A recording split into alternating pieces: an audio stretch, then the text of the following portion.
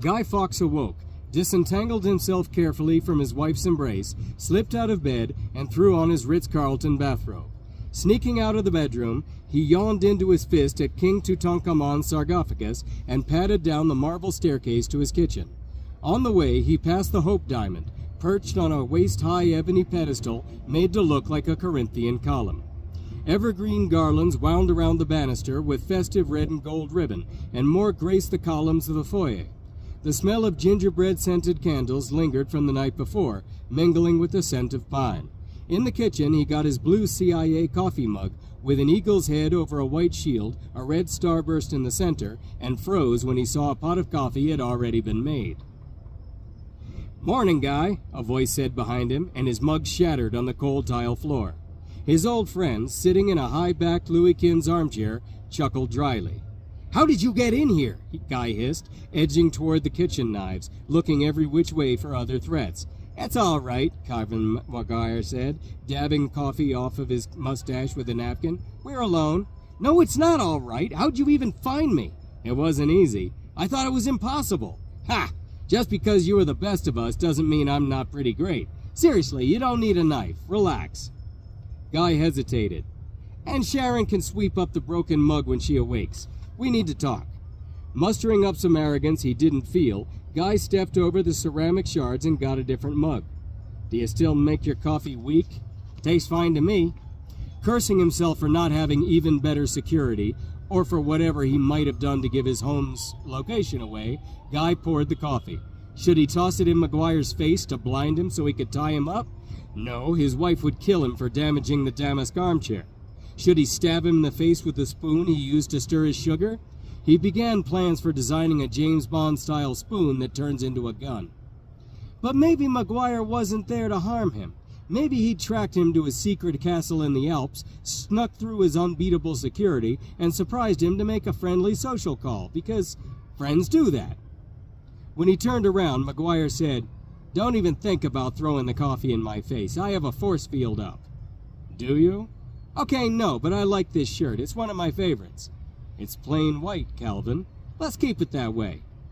Guy sat in the Louis Quinze bergère opposite McGuire and raised his eyebrows at his old friend while drinking. "Nice place you got here," McGuire said. "Tree's pretty." Guy pursed his lips with his mouth full and nodded before swallowing. "Thanks."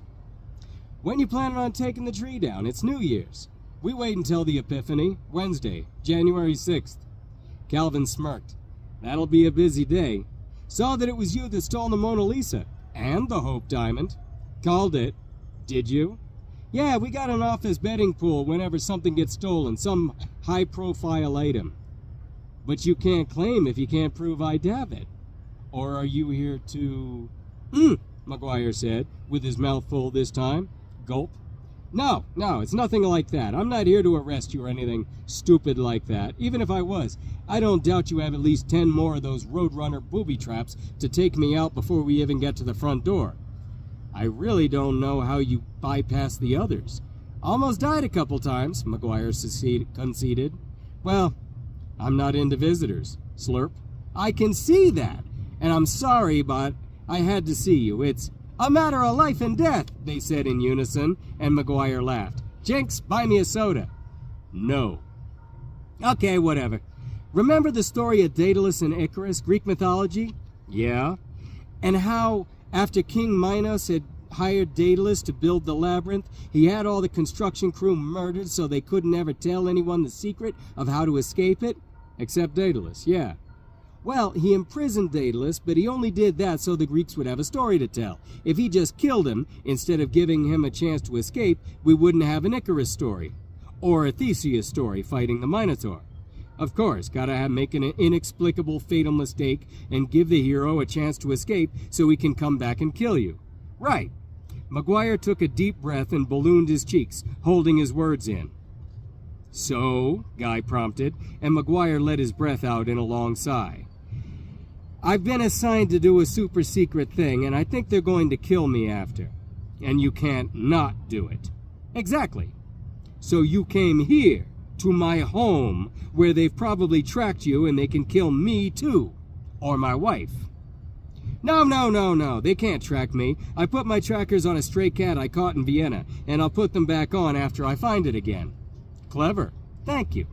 So what do you need me for? And for the first time, McGuire showed he was afraid. I need you to help me survive it. How, though?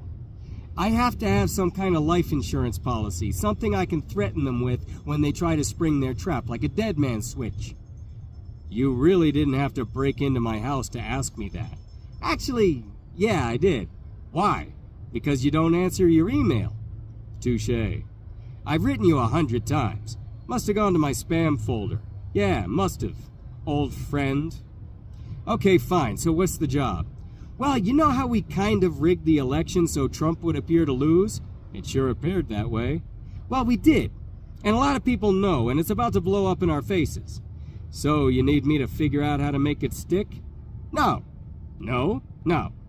We're going to cause a distraction to just divert everyone's attention, like knocking down the Twin Towers so no one notices Tower 7 blowing up.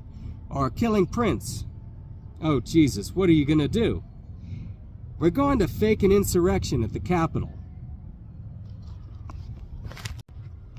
Mrs. Fox was used to being woken up with a kiss on the cheek when Guy brought both cups of coffee upstairs. The few times he didn't do it, it was because he had looked at the news on his phone and seen some new atrocity, some new development in the fall of civilization. On those mornings, Mrs. Fox would roll her eyes, get out of bed, and go looking for him. It's not that she was particularly lazy, she'd just gotten used to it, and when one is used to getting her coffee in bed, it's a chore to make it herself. Especially when she told her husband 1,000,000 times to stop looking at his phone and caring about the outside world. She put on her matching Ritz-Carlton robe that she had made him steal when they stayed there, and stepped into the matching slippers, and slapped her way downstairs to the kitchen. As she got closer, she heard the men's voices and set her jaw. The slaps of her footsteps grew slower, and when she got to the archway that opened into the living room, she put on her well face, leaned a shoulder against the arch of that column, and folded her arms. Cleared her throat. The two men looked up at her, and Guy's expression grew tired. Taking on a dangerous mission was one thing. Telling her about it was quite another. Mrs. Fox, McGuire said, half rising from his chair and bowing slightly. She nodded at him. Calvin, you're looking well. Then, to Guy, Darling? Morning, dear. Calvin was in the neighborhood. Wide eyes of mock surprise. Oh, was he? And just decided to drop in, I suppose? Something like that. McGuire sat back down, tried to keep the patronizing tone out of his voice, and failed. It's a matter of national security, Sharon. Well, no, international, really. The fate of the world hangs in the balance. Is that my coffee you're drinking, wise guy? There's more in the pot. Great. You can pour me a cup before getting the hell out of my house. Ah, come on. We're in the middle of something big here. Did I stutter? McGuire looked at Guy and finally understood the look on his face. Guy wasn't kidding. He was on his own. He sulked for a moment, then set his cup down on a Louis XIV's end table. He slapped his thighs twice and rubbed them as he stood. Well, that was lovely, but I really must be going. Merry Christmas. Try not to die in anything on your way out, Guy said. McGuire made a tight-lipped smile with wide eyes, nodded, and left through the French doors into the backyard. Sharon watched him go, and then her eyes burned into the back of her husband's head. He seemed to be avoiding her gaze under the pretext of watching the trespasser leave. Did the moat monster have too much eggnog last night? She asked. Make a better pot of coffee, will you? Was all he said.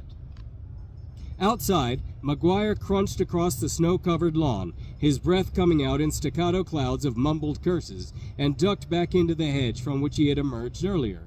A dead body lay in a roadrunner booby trap, the kind of character who'd wear a red shirt if this were Star Trek. He made his way through the tangle of branches until he arrived at a tunnel under the wall, and wriggled through.